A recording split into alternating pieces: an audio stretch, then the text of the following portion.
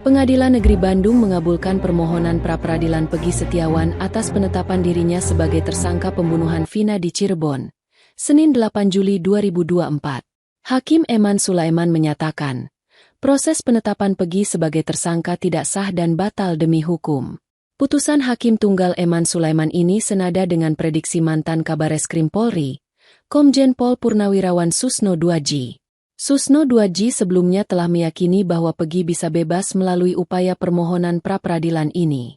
Dalam prediksinya, ia mengungkapkan kecurigaan terkait sosok pembunuh asli Vina dan Eki di Cirebon, Jawa Barat, pada 2016 lalu. Susno menduga Peggy Setiawan bukanlah pembunuh sesungguhnya Vina dan Eki. Ia justru mencurigai AF, pria yang dianggap saksi kunci kasus pembunuhan fenomenal tersebut.